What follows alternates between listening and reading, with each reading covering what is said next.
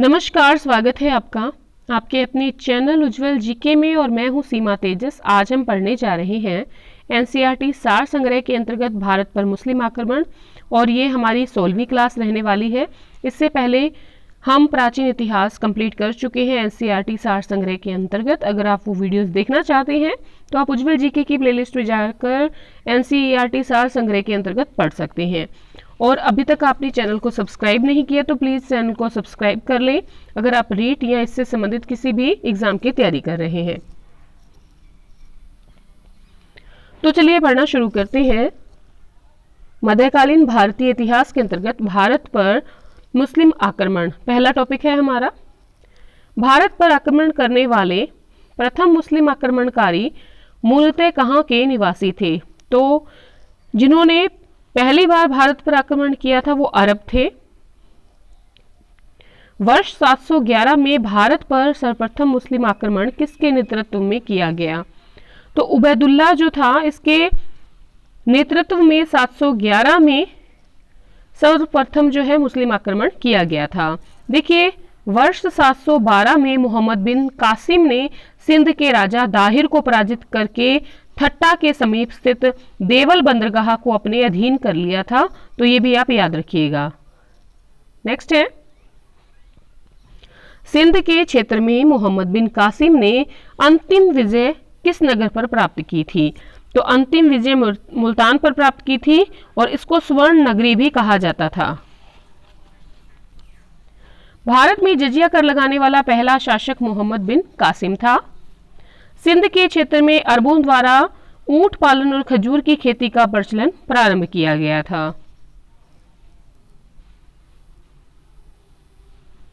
अरबों के पश्चात भारत में तुर्कों ने क्या किया था? विदेशी आक्रमणकारी थे तुर्क, वो अरबों के पश्चात भारत में आए थे।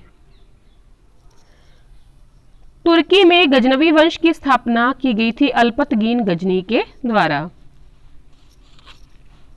भारत पर प्रथम तुर्की आक्रमण सुबुतगीन गजनी के द्वारा किया गया था।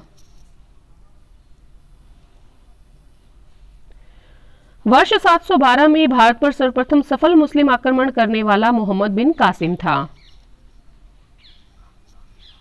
सुबुतगीन गजनी ने अपने आक्रमण के दौरान पश्चिमोत्तर भारत के किस हिंदू शाही शासक को पराजित किया था? जयपाल को पराजित किया था सुबुतगीन गजनी ने।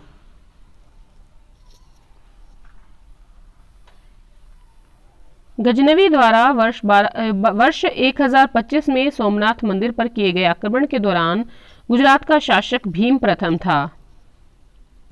देखिए, महमूद गजनवी ने भारत पर सन 1000 से लेकर 1027 ईस्वी तक जो है 17 बार आक्रमण किए थे। ठीक है, और इसके आक्रमण का जो मुख्य उद्देश्य था वो भारत की जो धन संपदा है उसको लूटना था, ना कि साम्राज्य की स्थापना करना।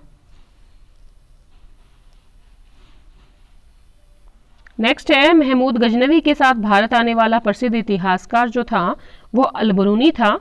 अलबरूनी ने किताबुल हिंद लिखी है। ठीक है, कुतुबी द्वारा किताबुल यामिनी लिखी गई है और फिरदौसी, जिसे पूर्व का होमर कहते हैं, उसके द्वारा शाहनामा पुस्तक की रचना की गई है। ठीक है, तो अलबरूनी की जो किताब है वो किताबुल हिंद है, कुतुबी की है किताबुल यामिनी और फिरदौसी जो पूर्व का होमर कहलाता है उसने शाहनामा की रचना की है। नेक्स्ट है, महमूद गजनवी के पश्चात मोहम्मद गोरी द्वारा भारत पर पहला आक्रमण किया गया था वर्ष 1175 में। ठीक है, और कहां पर किया गया था पूछे तो मुल्तान पर किया था। मोहम्मद गोरी को वर्ष 1178 में अनिलवाड़ा पर आक्रमण, अनिलवाड़ा कहां पर था? पाटन।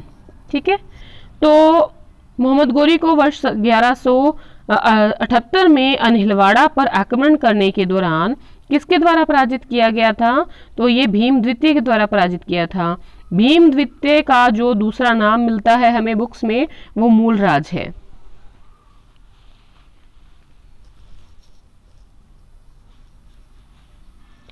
तराइन का पहला और दूसरा युद्ध किसके मध्य लड़ा गया? तो मोहम्मद गोरी और पृथ्वीराज तृतीय के मध्य दो युद्ध हुए थे। पहला हुआ था 1191 में, दूसरा हुआ था 1192 में।